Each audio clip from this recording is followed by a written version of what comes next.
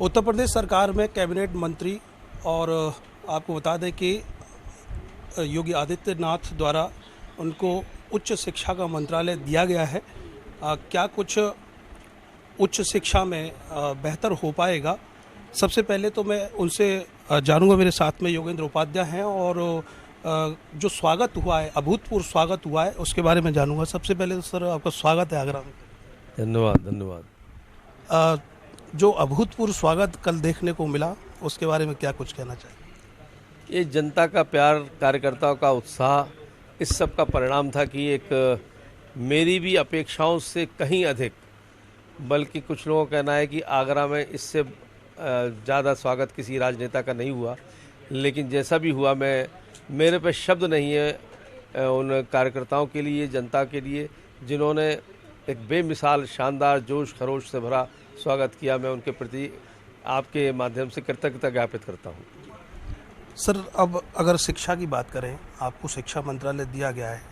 पिछले दौर में आपने गंगा जल लाकर एक ख्याति प्राप्त की, आपको लोगों ने कहा भागीरथ। आपने स्वास्थ्य के क्षेत्र में अच्छे कार्य किए, कोविड के काल में आपने अच्छे कार्य किए, लोग आपको जानते हैं। अब शिक्षा में भागीरथ बनने की बारी है। क्या कुछ कहना चाहेंगे शिक्षा के स्तर को सुधारने की? शिक्षा का पिछले सपा बसपा काल के शासन में बहुत ही चौपट की गई है इस पूरी व्यवस्था को, बल्कि ये कहें कि उसको एक प्रोफेशन बना दिया गया है, और गंदा प्रोफेशन। अब मिशन नहीं रहा शिक्षा, एक प्रोफेशन और गिरे हुए प्रोफेशन स्तर पर पहुंचा दिया सपा बसपा के शासनकाल में। जब हमारे नेता योगी जी आए और योगी जी ने उस जंग लगी हुई व्यवस्था को सुधारने का प्रयास किया, और एक पटरी पर आई है पूरी व्यवस्था। जिस पटरी पर आई है, उस पटरी को अब तेज, उस वाहन को दौड़ाना, उस ट्रेन को दौड़ाना है। ये पूरा जो हमारा कार्यक्रम है तेज दौड़ाने का, वो हमारे संकल्प पत्र के माध्यम से जो हमने योजनाएं जनता को दी हैं, उनमें यानी शिक्षा में सुधार, शैक्षिक वातावरण में सुधार, शिक्षकों के व्यवस्था में सुधार और विद्यार्थियों के हितों में सुधार, इसमें काम करेंगे। मूल बिंदु ये होंगे, इसी की परिधि में योजनाएं बनेंगी। बड़े शिक्षा के केंद्रों पर कल्चरल एक्टिविटी गायब होती जा रही है। क्या प्राथमिकताएं होंगी? क्योंकि अक्सर करके देखा गया है कि कल्चरल एक्टिविटी अगर हो रही है तो फुहड़ता ज़्यादा दिखाई दे रही है।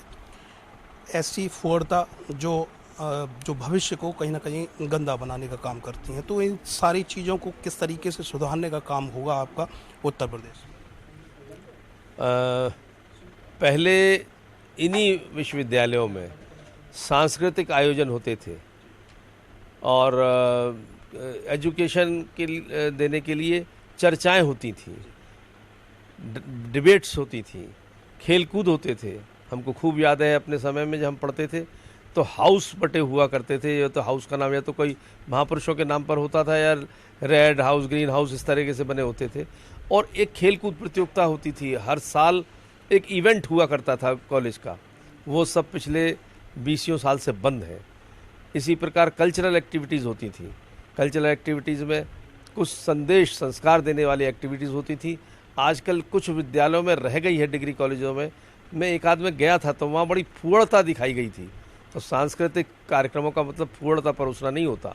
इसी प्रकार डिबेट्स और चर्चाओं से ज्वलंत विषयों पर छात्रों को ज्ञान अर्जित कराया जाता था।